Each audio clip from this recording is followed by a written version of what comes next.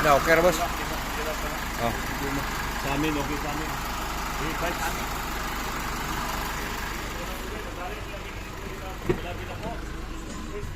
Yan mga tol, chine-check natin. Kung nakita nyo mayroong naka-check engine. Tapos pag ina-RP mo, ang power nandyan, malakas mga tol. Ang problema lang nito mga tol ay pag pinaandar mo, ayos na, walang problema. Pag abante mo, walang problema. Ang problema nito yung reverse lang. At pag reverse mo, automatic mamatay yung makina mga tol. Saka pag ilagay mo sa neutral, i-start mo, aandar naman siya mga tol. Yan ang code natin mga tol. Guminta natin ng sa TV natin, no, para makita natin kung anong mga problema ito.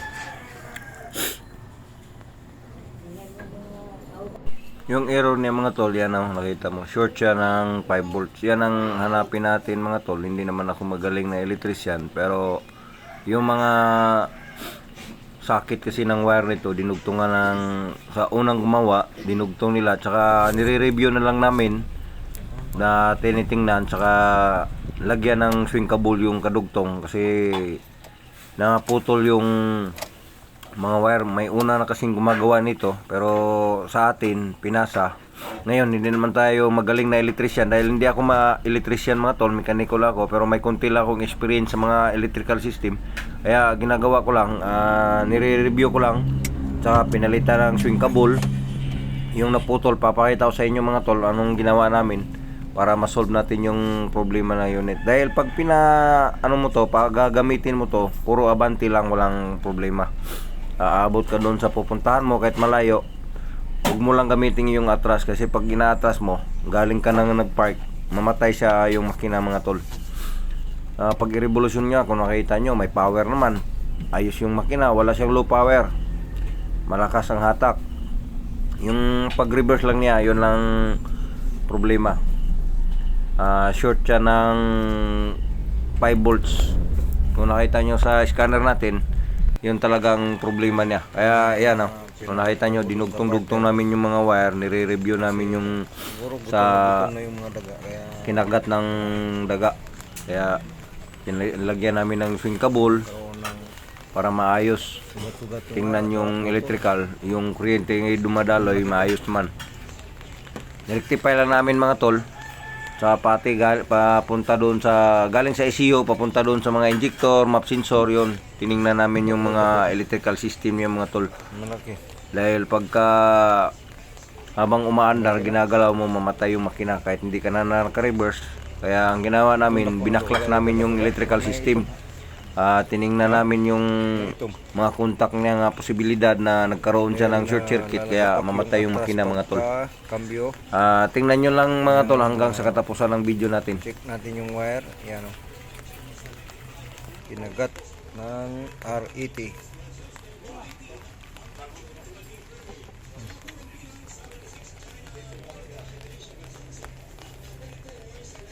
Kaya ito pag-scan natin mga tol.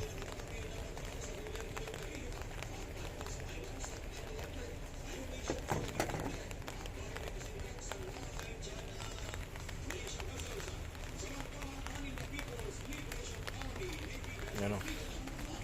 Mr. Chevrolet. Trailblazer mo to, no?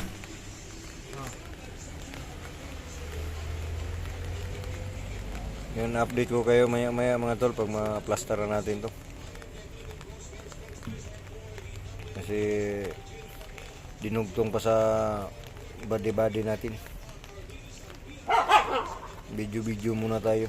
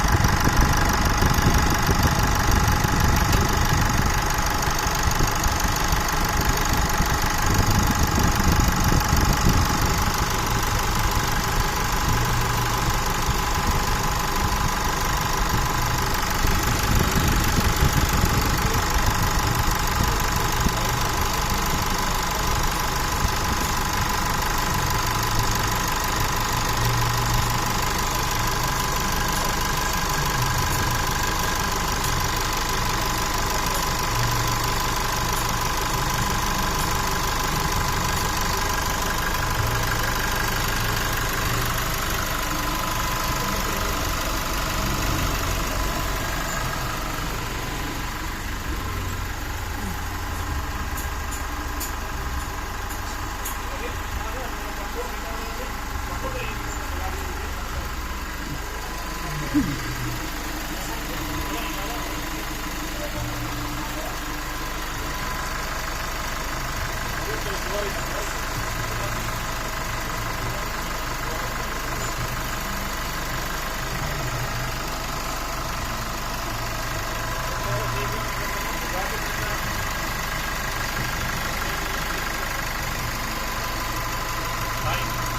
sa kwan, 1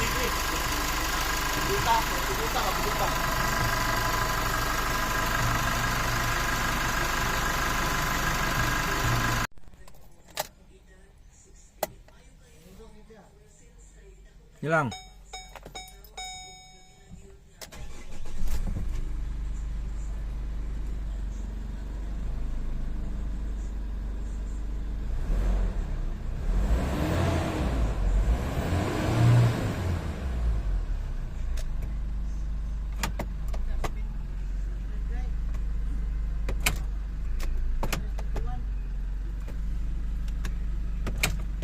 Okay na kayo, wala nang lagapak.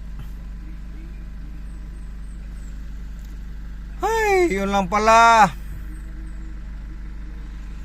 Ba natin. Oh.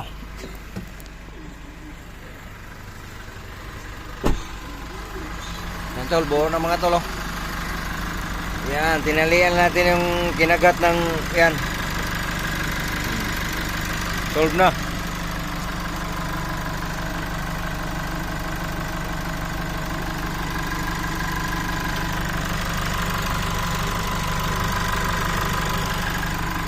Tining na oh, yan. Yung partner ko taga ano yan, kahit anong bakbakan nandyan yan. Ito naman yung ano namin maliit. Back to babaw na araw. Salamat sa inyong panonood mga tol at God bless inyong lahat. Bye-bye.